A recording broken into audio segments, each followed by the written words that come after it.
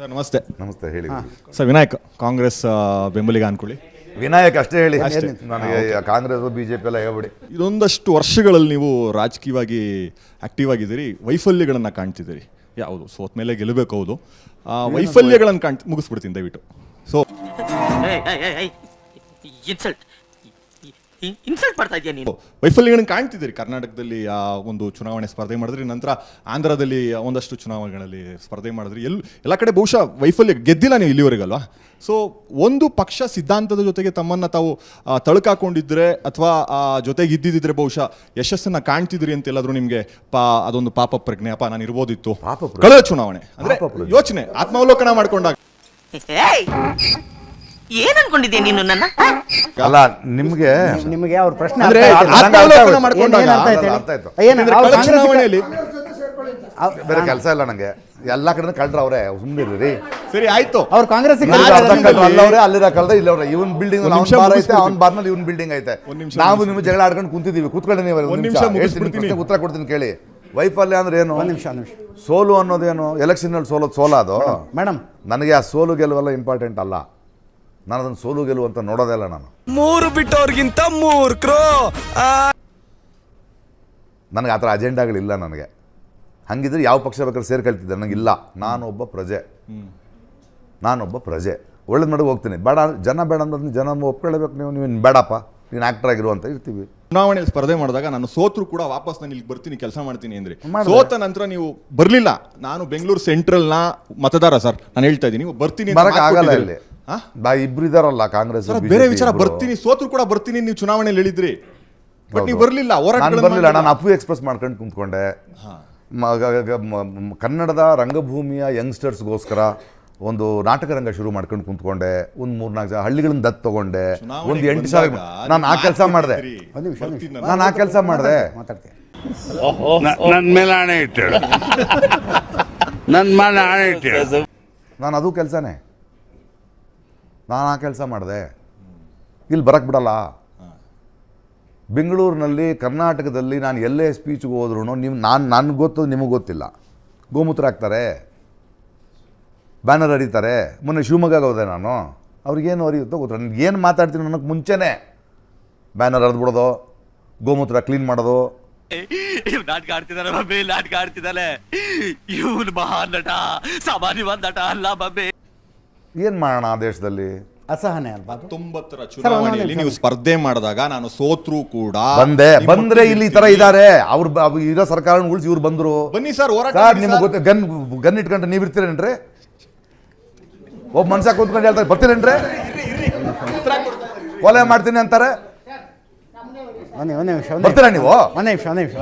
ಪ್ರಕಾಶ್ ರಾಜ್ ಅವರ political ambitions ಇದೆಯಾ ನಿಮ್ಗೆ? ಇಲ್ಲ, ಏನೂ ಇಲ್ಲ. ಮತ್ತೆ ಯಾಕೆ ಎಲೆಕ್ಷನ್ಗೆ ಕಂಟೆಸ್ಟ್ ಮಾಡಿದ್ರಿ? I wanted to know. ಒಂದೇ ನಿಮಿಷ ರೀ, ನಾನು ತಿಳ್ಕೊಬೇಕಾಗಿತ್ತು. ಅದಕ್ಕೆ ಇಂಡಿಪೆಂಡೆಂಟ್ ಆಗಿ ನಿಂತ್ಕೊಂಡೆ. ಏನು ಅಂದ್ರೆ ಎಲೆಕ್ಷನ್ ಹೆಂಗ್ ನಡೆಯುತ್ತೆ, ಪಾಲಿಟಿಕ್ಸ್ ಹೆಂಗಿದೆ? ಮಾಮೂಲಿ ಇಲ್ಲ. ಅದು ಜನರ ಹತ್ರ ಹೋಗಿ ಮಾತಾಡಿ ಲರ್ನಿಂಗ್ ಬಹಳ ದೊಡ್ಡ ಅನುಭವ. ಜಾತಿ ಹೆಂಗ್ ಕೆಲಸ ಮಾಡುತ್ತೆ, ಓಕೆ, ಯಾರ್ಯಾರನ್ನ ಯಾವಾಗ ಕೊಂಡ್ಕೋತಾರೆ.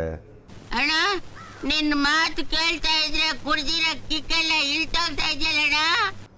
ಇವ್ರ ಬಾರೊಳಗೆ ಅವ್ರ ಬಿಲ್ಡಿಂಗ್ ಇದೆ, ಎಲ್ಲರೂ ಒಂದೇ ಇದಾರೆ. ಇದೆಲ್ಲ ತಿಳ್ಕೊಳಕ್ಕೆ ಸಾಧ್ಯ ಆಯ್ತು. ಮತ್ತೊಂದು ಎಲೆಕ್ಷನ್ ಕಂಟೆಸ್ಟ್ ಮಾಡೋ ಯೋಚನೆ ಏನಾದ್ರು ಇಲ್ಲ? ಇಲ್ಲ, ಮುಗೀತು. ನಮಸ್ಕಾರ. ಹೇಳಿ ಗೋಪಾಲ್ ಅಂದ್ಬಿಟ್ಟು. ಹೇಳಿ ಗೋಪಾಲ್. JDS ಮುಖಂಡರು. ನೀವು ಈ ನಾಡಿನಲ್ಲಿ ಹುಟ್ಟಿದ್ದೀರಾ. ಹೌದು. ಕಾವೇರಿ ಏನು ಜಲವಂತ ಸಮಸ್ಯೆ ಬಂದಾಗ ಮಂಡ್ಯ ನಾಡ ಇರ್ಬೋದು, ಕೊಡಗು ಇರ್ಬೋದು, ಆದರೆ ನೀವು ಯಾವುದೇ ಹೋರಾಟದಲ್ಲಿ ಇದುವರೆಗೂ ಭಾಗವಹಿಸಿರೋದು ನಾನು ಕಣ್ಣಿಗೆ ಕಂಡಿಲ್ಲ. ಮುಂದಿನ ದಿನಗಳಲ್ಲಿ ಹೋರಾಟದ ಒಂದು ಇದಿಟ್ಕೊಂಡಿದ್ರೆ ನಮ್ಮ ರೈತರ ಜೊತೆಯಲ್ಲಿ ಭಾಗವಹಿಸಿ. 2 ನಿಮಿಷ ಕಾವೇರಿ ಬಗ್ಗೆ ಮಾತಾಡೋಣ. ಆಮೇಲೆ ನೀವು ನಮ್ಮ ನಾಡಿನ ಪರ ಇದ್ದೀರಾ, ತಮಿಳುನಾಡಿನ ಪರ ಇದ್ದೀರಾ? ನಾನು ಮನುಷ್ಯರ ಪರ ಇದ್ದೀನಿ. ಇದು ಆಕ್ಚುಲಿ ಚೆನ್ನಾಗಿರೋದು ನೋಡಿ. ಕಾವೇರಿ ನೀವು ಅರ್ಥ ಮಾಡ್ಕೊಂಡಿಲ್ಲ. ಕಾವೇರಿ ಗಂಗೆ ಅಷ್ಟು ದೊಡ್ಡ ನದಿ ಅಲ್ಲ. ಕಾವೇರಿ ಮರ್ಕರಿಯಿಂದ ಹರಿದು ಹಿಂಗೆ ಹೋಗುತ್ತೆ. ನದಿಗೆ ಜಾತಿ ಭಾಷೆ ಗೊತ್ತಿಲ್ಲ, ಅದು ಹರಿಯುತ್ತದು. ಇಡೀ ನಾಗರಿಕತೆ ನದಿ ತಿರುಗಿ ಬಂದಿರೋರು. ನಮ್ಮ ಕಾವೇರಿ ಬಗ್ಗೆ ನಾವು ಎಷ್ಟು ಮಾತಾಡ್ತೀವಲ್ಲ. ಅಣೆಕಟ್ಟು ಕಟ್ಟಿದ್ರು ಮೈಸೂರಿನಲ್ಲಿ. ಎಷ್ಟು 100 ವರ್ಷ, ಎಷ್ಟು ದಶಕಗಳ ಹಿಂದೆ ಕಟ್ಟಿದಾಗ ಕಾವೇರಿ ನೀರು ಏನಕ್ಕಿತ್ತು? ರೈತರಿಗೆ ನೀರಿಗಿತ್ತು. ಬೆಂಗಳೂರು ಕುಡಿಯೋಕ್ಕೆ ನೀರು ಇರಲಿಲ್ಲ, ಅದು ಅಲ್ವೇ? ಅವಾಗ ಕರೆಕ್ಟಾಗಿತ್ತು. ಈಗ ಅಲ್ಲಿಂದ ಇಲ್ಲಿ ತನಕ ಎಷ್ಟು ಪಟ್ಟಣಗಳಾಗಿದೆ? ಮಂಡ್ಯ, ಮದ್ದೂರು, ಚನ್ನಪಟ್ಟಣ, ಜನಸಂಖ್ಯೆ ಎಷ್ಟಾಗಿದೆ? ಎಲ್ರಿಗೂ ಕುಡಿಯೋಕ್ಕೆ ಕಾವೇರಿ ನೀರೇ ಬೇಕು. ಮನೆ ಕಟ್ಟ ಕಾವೇರಿ ನೀರೇ ಬೇಕು. ಅಲ್ಲಿ ಮರಳನ್ನ ನಾವು ಉಳಿಸ್ತಾ ಇಲ್ಲ. ಎಲ್ಲ ಸರ್ಕಾರಗಳು ಕೂತ್ಕೊಂಡು ರೆಸಾರ್ಟ್ಗಳು ಮಾಡಿಬಿಟ್ಟಿವೆ.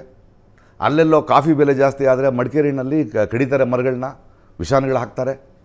ಕಾವೇರಿನ ಎಲ್ಲಿ ಉಳಿಸ್ಕೊಳ್ತಿದ್ದೀವಿ ನಾವು? ಅವ್ರು ಹೇಳಿದ್ರು ನ್ಯಾಯ ಆಯ್ತಾ ಕಣ್ರೆ.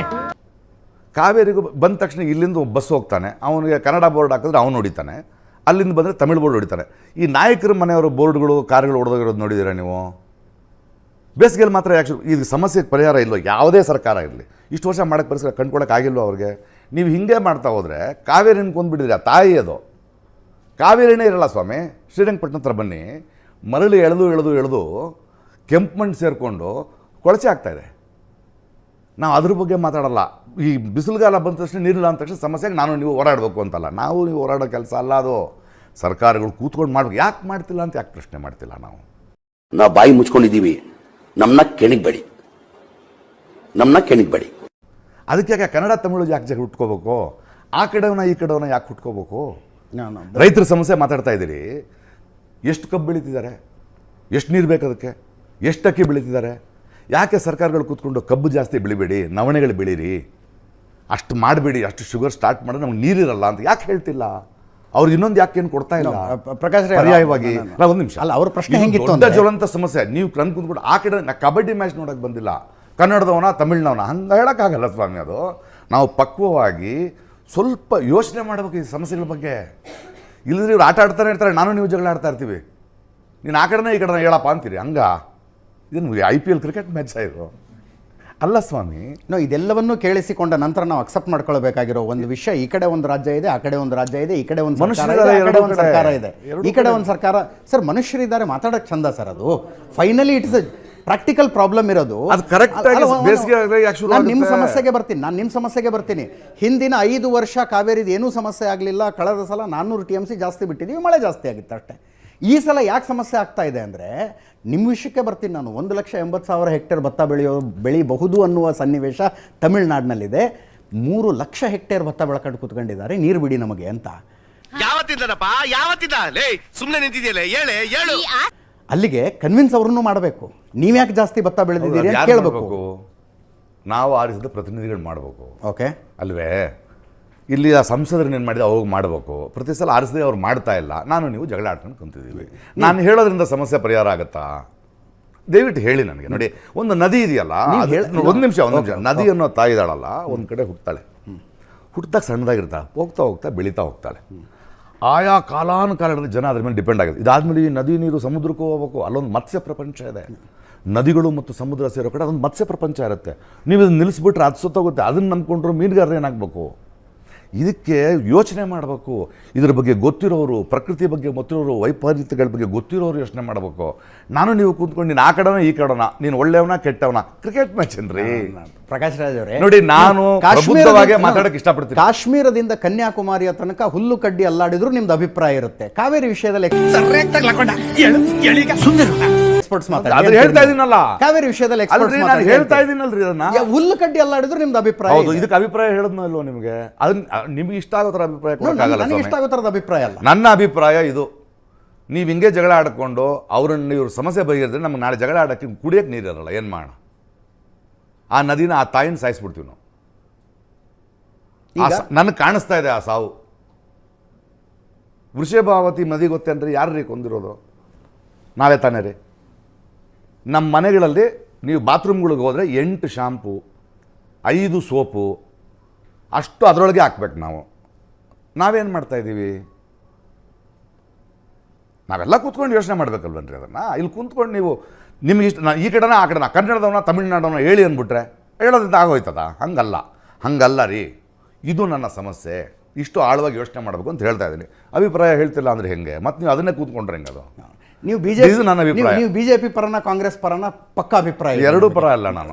ನೀವು ಭಾಷೆ ಅಂತ ಬಂದ್ರೆ ನೀವು ಹಿಂದಿ ವಿರುದ್ಧನ, ಹಿಂದಿ ಪರನ? ಪಕ್ಕ ಅಭಿಪ್ರಾಯ. ಕಾರಣ ಇದೆ, ಅಭಿಪ್ರಾಯ ಅಲ್ಲ, ಕಾರಣ ಇದೆ. ಅದನ್ನ ಕೇಳಿ, ಆ ಪ್ರಶ್ನೆ. ಹಿಂದಿ ವಿರುದ್ಧ ಯಾಕೆ ಅಂತ ಕೇಳಿ ಹೇಳ್ತೀನಿ. ಯಾಕೆ? ಬಿಜೆಪಿ ವಿರುದ್ಧ ಯಾಕೆ ಅಂತ ಕೇಳಿ ಹೇಳ್ತೀನಿ. ಯಾಕೆ? ಅದನ್ನ ಕೇಳಿದ್ರೆ ಸುಮ್ಮನೆ ನೀವೇ ಡಿಸೈಡ್ ಮಾಡಬೇಡಿ. ನಿಮ್ಗೆ ಸ್ಪಷ್ಟ ಇದಾವೆ ಸರ್. ನಾನು ಹೇಳಿ, ಹಿಂದಿ ವಿರುದ್ಧ ಯಾಕೆ? ನಾ ಹಿಂದಿ ಪ್ರಶ್ನೆ ಯಾರು ತಗೋತಾರ?